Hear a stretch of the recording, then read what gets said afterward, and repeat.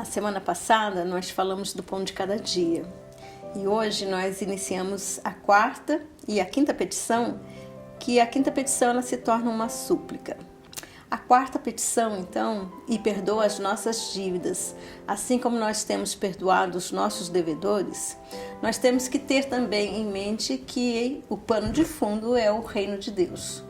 E o reino de Deus ele é feito também com o perdão que vem por parte do Senhor Jesus. Nós temos que lembrar então o porquê que está essa frase perdão das nossas dívidas ou perdão dos nossos pecados. No livro de Levítico 25, de 8 a 55, nós encontramos o relato do ano do jubileu. O ano que era de 50 em 50 anos, quando os escravos, que eram escravos por dívidas, eles tinham perdão dos seus pecados. As terras também, que eram perdidas por causa das dívidas, elas retornavam aos seus donos. Então, o povo esperava muito esse ano do jubileu. Num contexto do povo de Deus, eles associavam, então, esse ano do jubileu ao ano do Senhor, ao ano do jubileu. Então, por essa questão, era muito importante esse ano do perdão. E assim, a trajetória das pessoas e o perdão não precisaria mais agora esperar de 50 em 50 anos para que as suas dívidas fossem perdoadas. Não. Era chegar ao Pai, chegar a Deus e pedir perdão instantaneamente. Como é bom quando nós sabemos e temos esse sentimento que Deus nos perdoa, porque na Bíblia está escrito, se confessarmos os nossos pecados, Ele é fiel e justo para nos perdoar todos os pecados. Então, como é bom nós sabermos que é instantâneo. Antes, esse ano do jubileu de 50 em 50 anos era muito esperado. Agora, essa espera que nós sabemos que Deus nos perdoa, ela é imediata.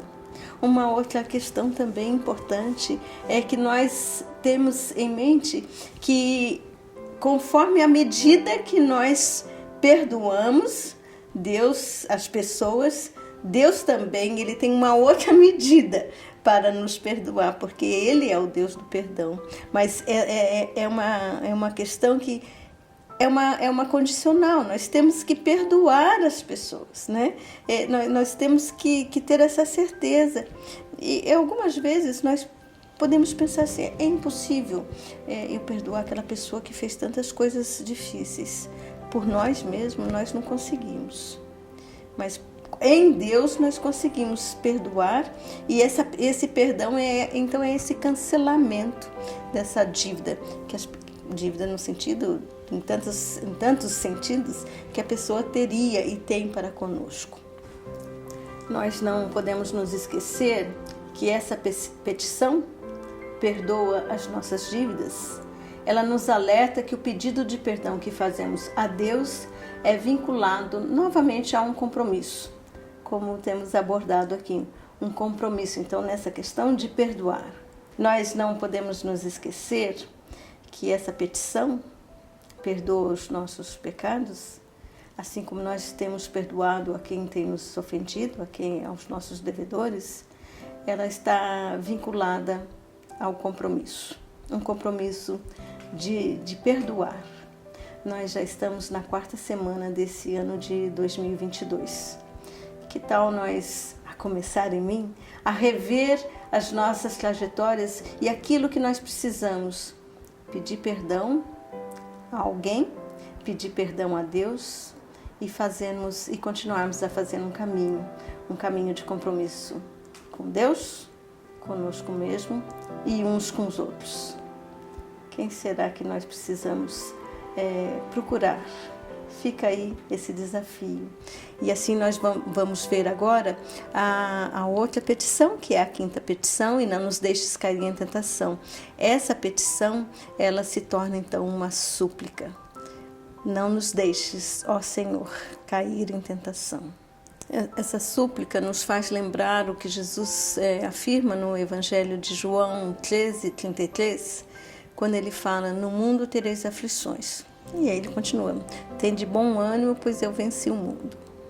Aqui a palavra aflição, nós poderíamos pensar também tentações, né? Como Jesus poderia falar: olha, no mundo tereis tentações, mas Jesus também foi tentado, tem de bom ânimo, né? Jesus venceu e nós vamos vencer. Algumas vezes nós podemos pensar que, por que, né, termos tentações? Nós não vivemos, nós crentes, nós não vivemos numa redoma, num mundo separado. Nós vivemos e somos tentados o tempo todo, de diversas maneiras. Jesus, lá em Mateus, o relato de Mateus, de 4, de 1 a 11, o diabo tenta Jesus de diversas maneiras, mas Jesus se mantém firme com um compromisso que ele tem com o Pai, tem com Deus.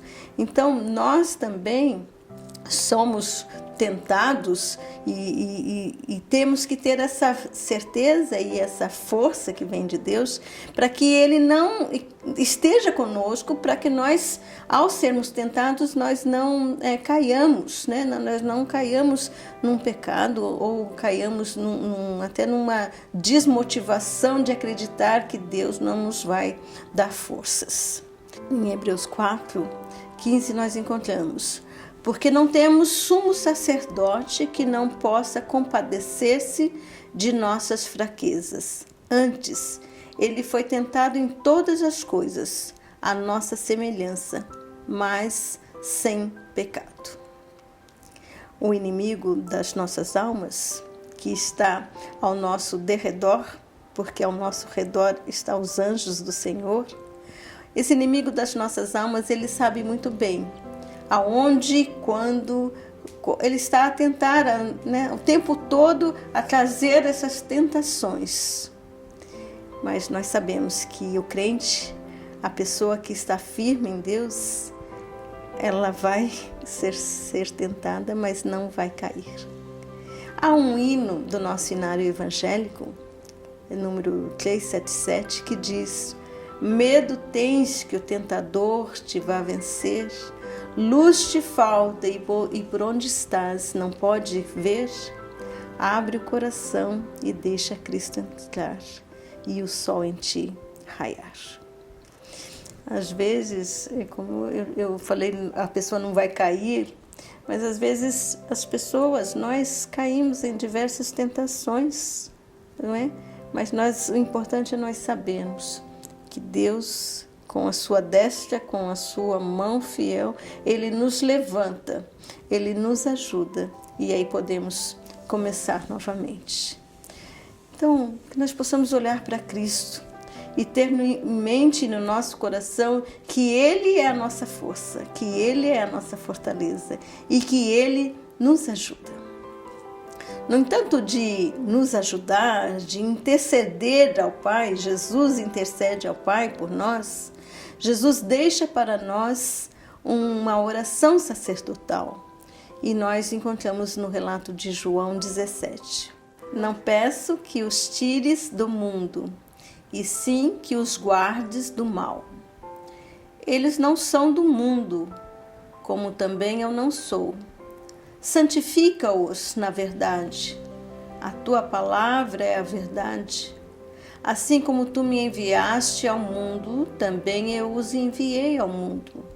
E a favor deles eu me santifico a mim mesmo, para que eles também sejam santificados na verdade. Não rogo somente por eles, mas também por aqueles que vierem a crer em mim, por intermédio da sua palavra, a fim de que todos sejam um. E como és tu, ó Pai, em mim e eu em ti, também sejam eles em nós, para que o mundo creia que tu me enviastes. Aqui Jesus pede que estes seus seguidores sejam libertos de todo mal. Jesus assume então o compromisso com a missão.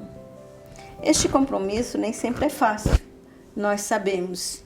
e o próprio Jesus levantou pensamentos sobre uma saída mais fácil, que exige menos sofrimento e sacrifício.